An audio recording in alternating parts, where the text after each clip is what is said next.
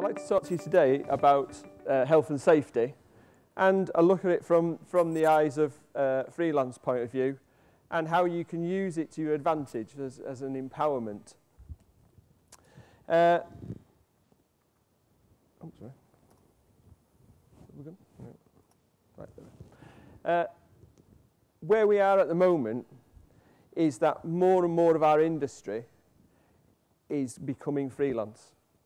And where that sits within health and safety is the lines of who has responsibility for doing risk assessments, or who has responsibility for saying when this is safe and when this isn't safe, is getting blurred. And more people are unsure. And what I personally would like to see is that people take more responsibility for themselves, and then they know they're safe. And as part of that, we've developed a Creative Industries Safety Passport, which was directly what the members wanted, what the Beck2 members, freelance members wanted. They felt that they were being cut out of any training that was given for health and safety, but more and more responsibility was put on for them. And they said they would like it to be recognised by the industry and have an accreditation. So what we did is we developed a course.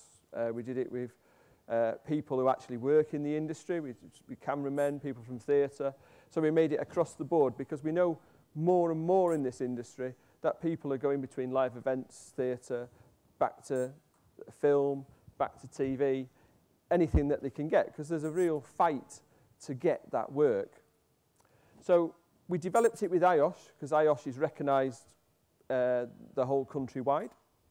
And also we developed it in mind that it hits the criteria that was needed to be part of the production safety passport, which is part of Skillset, which was Skillset developed, and is recognised by the BBC, Channel 4 and Sky. So it's actually used for a tool so you can improve your employment.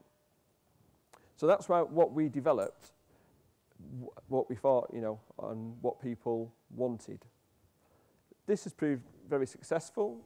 We generally, most of our courses, we run at least one a month, generally sell out, and the feedback is very good.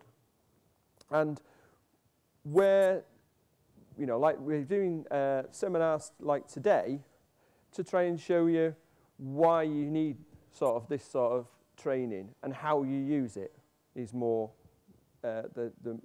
what I'm here today for.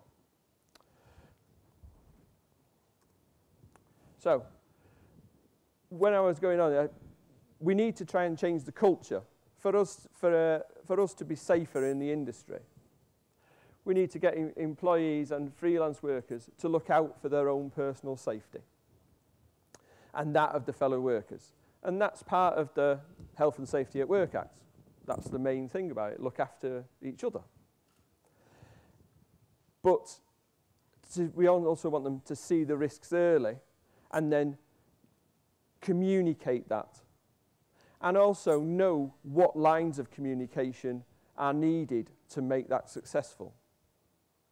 So that's what we're trying to endorse.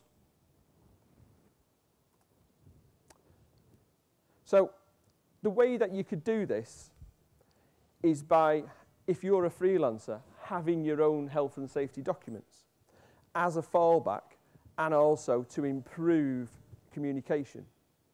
So you could have your own health and safety policy that you could send out, or you could put on your, if you had a website, you could put it on your website.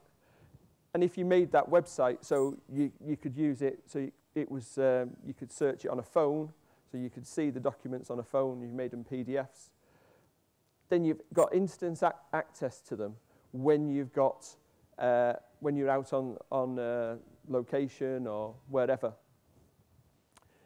You could also do risk assessments that apply to your particular field. So if there wasn't a risk assessment there, or you felt that someone had just produced a generic risk assessment just for the whole production, and it didn't cover anything that you felt that you weren't safe with, you could just say, look, I've got a risk assessment here. Can we go to that because I think that's better? You have to, if you want to use health and safety to your advantage and make you look more professional, then you need to come up with alternatives. You can't just say, I'm not happy with this risk assessment because it's just generic and you've pulled it out for every shoot that I've been on. You need to have an alternative. To be credible, you need to have an alternative. And if you've got a risk assessment that you feel fits what you do, and whether that means if you're doing sound or if you're doing lighting or if you're doing camera work, that's specific to the duties you do, then 9 times out of 10, that would be enough to get you through. So you could have those. You'd also have the relevant insurance document on, so you could call it up on your phone or you could just email it and just say, that's why I've got PLI, I've got whatever kit insurance or whatever people needed. You could just send that along. So you've got proof, you've got a paper trail, and by looking at that, you stand out compared to the person who just turns up on the job and goes, well, yeah, but I just went along with it. If there's an accident, the person who just went along with it has got no comeback. They've just said, well, yeah, I just accepted it. And then when it comes to the claim, you're going, well, I went to this risk assessment, this is what I did. You've done reasonably, you've gone, in health and safety terms, reasonably practically, you've done all you could do. So you're covering yourself whilst making yourself look more professional. And that's one of the things, when we say the culture change, that's what we're trying to get through to people. There is also risk is very personal. A person who skydives is not bothered about climbing up a bit of wonky scaffolding. But the person who generally sits at an office, and maybe the person who writes the risk assessment, has got a totally different view. They might never go up more than 3 foot if it's not in a staircase. So you have to realise that it's very risk assessment and risk perception are very personal. And if you think that you're in danger, you have to look at why, or if you think that the risk assessment was overdone, it could be that the person who wrote it hasn't got that experience or thinks that the danger's not there. I do it every time, I go up these ladders and I've done it every time. I don't think there's a risk. So the communication is very much needed there to make your feelings felt. And people say, well, normally I'm not happy with that, or, and put your case. But you have to put your case in a constructed way. This leads to the saying of personal responsibility for safety, and actively look after yourselves and their colleagues. And you need to intervene if you think that there's something, you have the right to intervene. But you also, to be able to do that, you need to share your knowledge and your experience. And when I say that, if you're seeing a scaffolding being built, that would, a cameraman's got to go up, and you say, well, that's on very soft ground there. What happens if it rains? If we're outside and it rains, it says, I've known one to tipple over. And you need to say, that's the sort of thing where experience comes in, because that, a risk assessment has to cover the environment and what ifs, because that's when everyone's rushing around like headless chicken or just ignores it. But you could bring it up and say, well, environment is an issue because we're outside.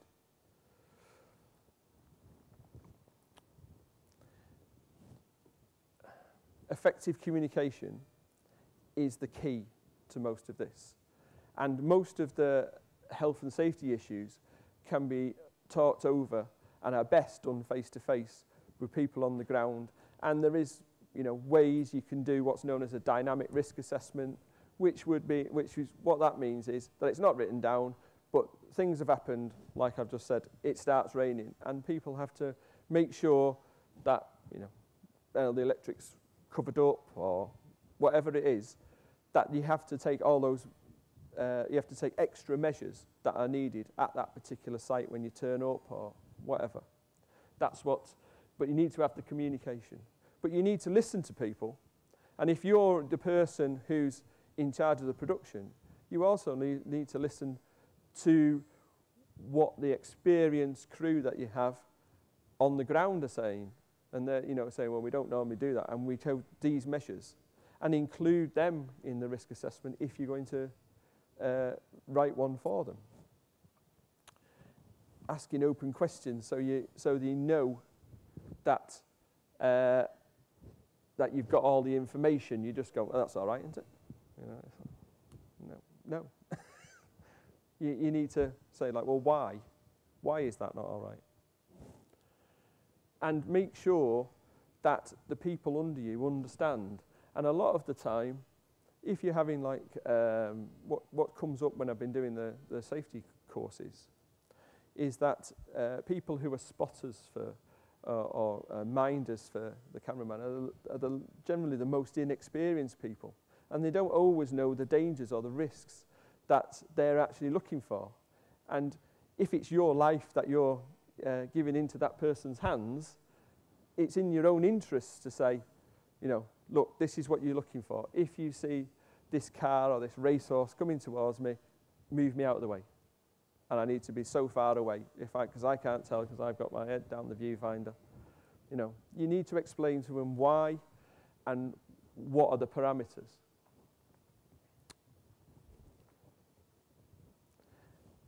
And also, if you lead by example as well, like you can't expect and say, well, I've got all my stuff in order, but nobody else has. You can't do it. You said, well, I've got this. You need to share it and then move it on. And praise when you see like the good risk assessment or whatever. Feed that back. Say, oh, that's really, that was a good risk assessment. I really, I thought that was good. And try and poach it if you think it's that good and say, can I borrow that for the next time?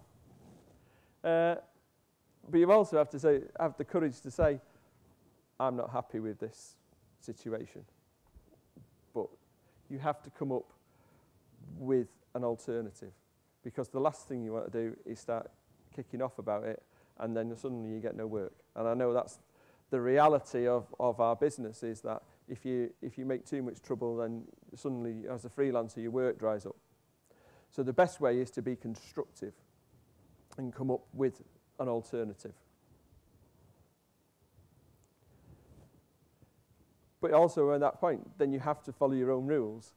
You can't do as I say and not as I do. You have to follow that through and take your own, responsibility. Outside as well as outside the industry as well as inside the industry. Try and be safe. And then, like I said, offer solutions to prevent accidents. And on the planning, if you get an offer of a job or whatever, then say, oh, well, have you asked the questions? If you're, out on the moors somewhere, ask. You say, well, what's the toilet facilities for this? And are you going to supply water? Be prepared to say, well, I'll do that, but I think I'll have to, I'll put that on my expenses or something like that. But if you ask the questions, if they're not being presented to you, then at least you've got the answer and you can be prepared. And you can say, oh, well, I think, but also it might jog the production company into providing those things, or at least looking at them. And when you're doing like manual handling and stuff, and you see somebody, trying to, thinking they're being big and trying to lift it, you go and help them. Say, your back will not last this, the course of your industry. And at the end of the day, if you don't look after yourself, you won't be earning. If you get injured as a freelancer, you've got no safety net. That's it. You won't be earning. So you need to look after yourself.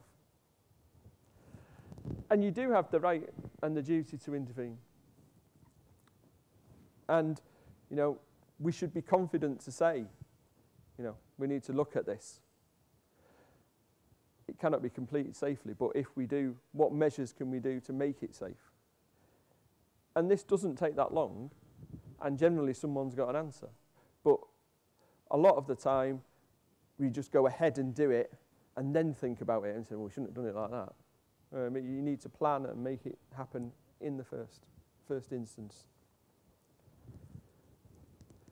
And also, if we don't start doing, our generation don't start saying we need to make health and safety workable for us, it's not going to change. And then it'll take another generation for it to do. And it'll take longer and longer.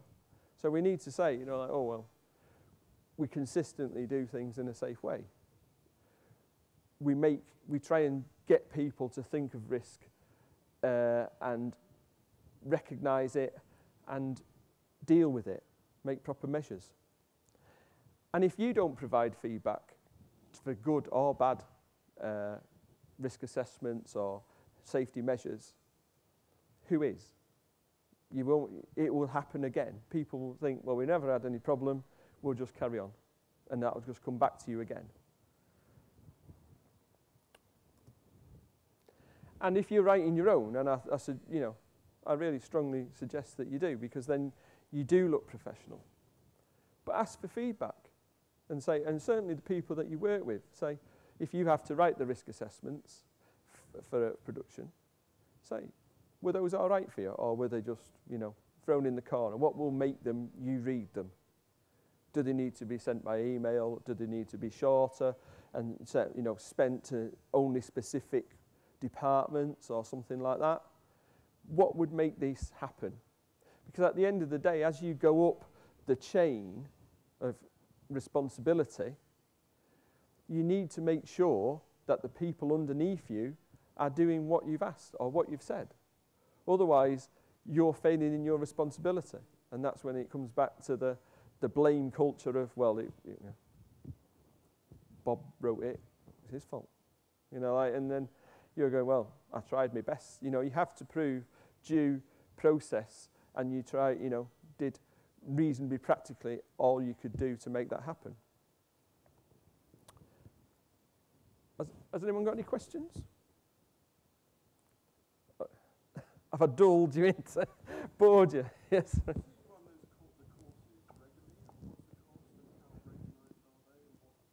They're recognised as part of the Production Safety Passport.